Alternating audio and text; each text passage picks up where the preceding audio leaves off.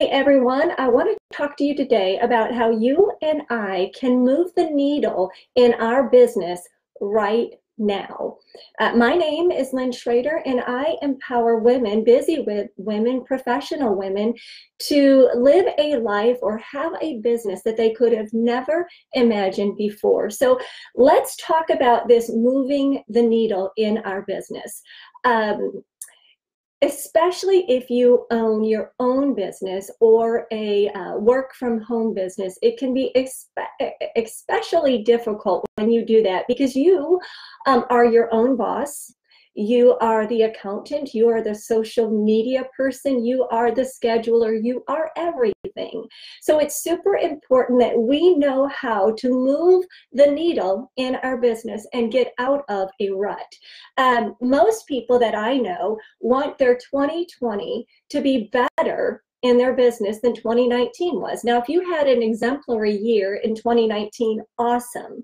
But most people I know want to increase what they did from year to year. So the truth of the matter is that you and I can't rub a bottle as much as we'd like to rub a bottle and wish a genie would come out and grant our business wish without anything, without us doing any work. We'd all like that, right? I would. I'm smack in the middle of a project right now that if I don't really learn how to move the needle, I'm going to be stuck.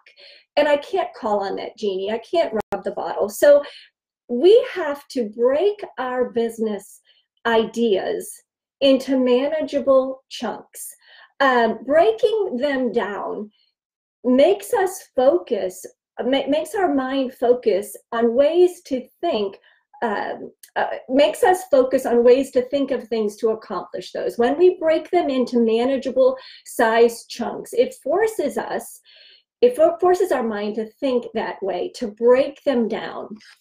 So let's talk about busy work. Busy work does not move the needle. Busy work makes us stay stuck. And here are some examples of busy work. Now, there are so many examples that I could give, but these are just some things that I thought of off the top of my head. Working tirelessly on the perfect website or the perfect layout. So my dog is barking, excuse that. That's busy work. That's busy work. That's not giving you a return on your investment. That is not giving you money now. Here's another busy work. Decorating or organizing your home office or your desk drawer. That's busy work. That will not move the needle. Checking Facebook and Instagram and your social sites for likes. That's not going to move the needle. Reading countless books on how to be a better businesswoman, a better businessman, and even going to seminars and putting none of what you've read or learned into action, into not applying it.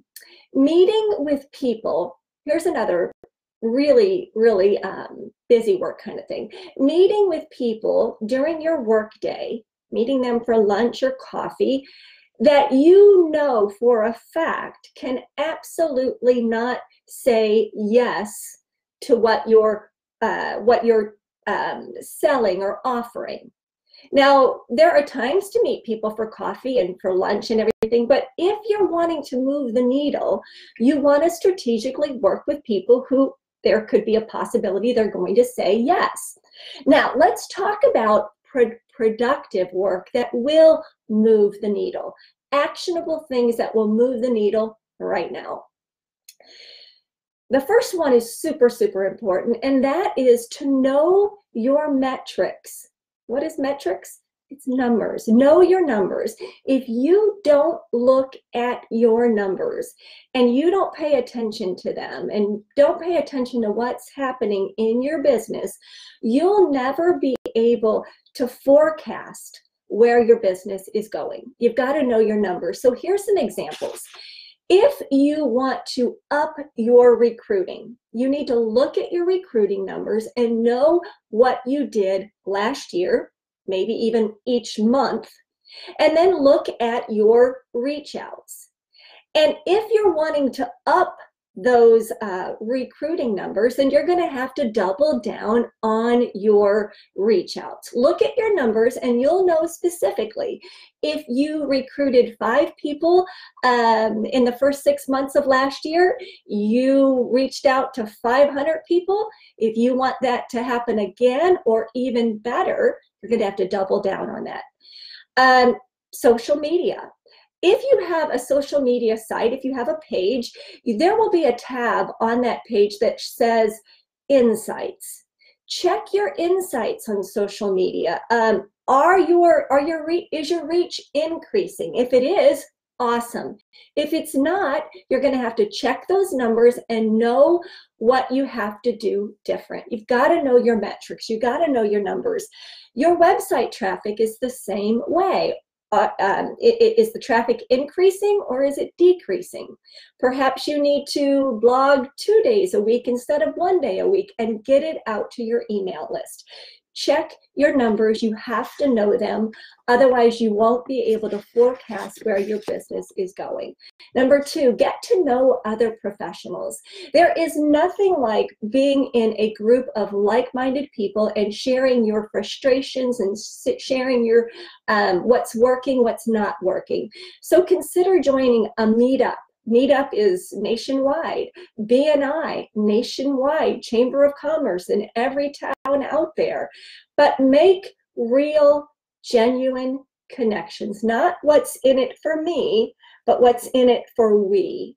So number 2 is to get to know other professionals. Number 3 is to cut down on distractions. If you feel like you're being pulled in 100 directions and juggling 5 plates in the air, then you need to cut down on your distractions because you want the needle to move in your business. So have office hours.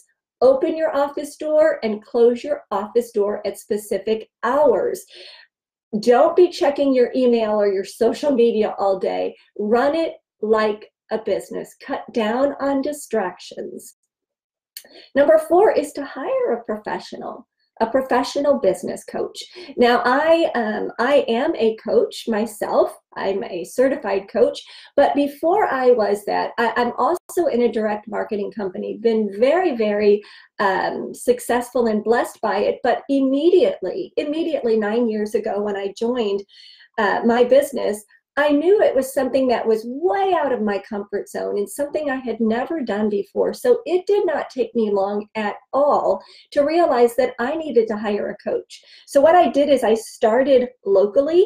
I asked people in my area, do you know of any coaches? And I began meeting with a woman once a month locally. And it has since expanded that now I have had coaches through the years, and every single one of them is a long distance coach. But it's worked. They make me stay accountable. They help me strategize, and they're in my corner, just like I am for my clients. Number 5 is to get out of your house. Get out of your house. It's so easy to sit behind our desk and just stay there. And that doesn't move the needle all the time. Usually it does a little bit, but you need to get out of your house. So get out of your house and set appointments with like-minded people that you can share your business, they can share their business, and you can really, really make it a what's in it for us type of thing. So get out of your house, meet people, make connections. Number 5 is to sell yourself without selling yourself. When I first started my business, I didn't want to be thought of as that person who was annoying. Nobody does. So I decided that I could sell myself without selling myself. And I really wanted to genuinely make sure people knew me, trusted me, and loved me. So I became vulnerable. I knew that people weren't going to find out about my business and businesses through osmosis. So I had to be vulnerable and making sure that I get it out to the world. But I want people to know, like, and trust me. So I want to be well-rounded and real. So I make it a point to move the needle by sharing things that I'm an expert on to LinkedIn, to my email list, to my Facebook page, my Facebook groups, my Facebook wall, my Instagram wall, to Pinterest, Twitter, stories, you name it. But I made a point to sell myself without selling myself, because if I want the needle to move, people need to know what I'm doing. They're not just going to get it through osmosis. Number 7, time block. I'm huge. I've blogged on this before. I've done videos and YouTube on this.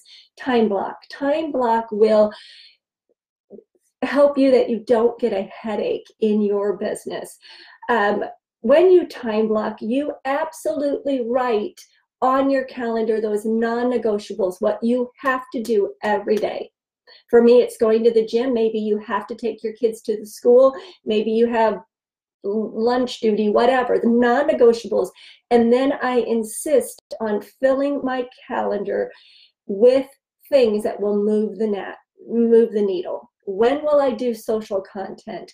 When will I do my Zoom meetings? When will I pick up the phone and reach out to people? When will I do this? Time block. It will save you headaches, I promise.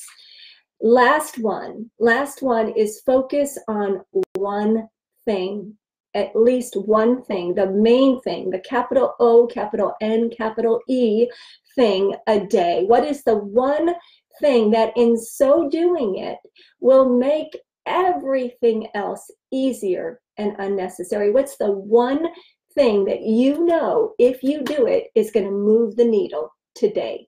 I'm working with a client right now who she knows she's got dreams and plans, and we are going to make them happen. But the one thing that she has to do before any of that will happen is she's got to get a job that will pay her more. That's her one thing, and that's what we work around. So what's your one thing that in so doing will make everything else easier or unnecessary? Ask yourself that every day and make that be one of your drivers to move the needle. Now, here's how I'd love to end this video, and it's about conviction. Conviction. No matter how you choose to move the needle, you must believe in what you're doing. There's no get up and go inside of you. It will get up and leave if you don't believe with what you're doing. You can want to as much as you really, we can want to all day long, but are we willing to? So you must believe in what you're doing to move the needle. I hope you got some value out of this. If you do, drop a comment below and let me know your thoughts. I'd love to share my YouTube channel with you, and I'm going to drop it in the comments. And here's what I'd love for you to do. I'd love for you to click on that link and hit the subscribe button on my YouTube channel. I give lots of valuable content on there, and I think you'll like all of it. So have a great day, and thank you so much for watching.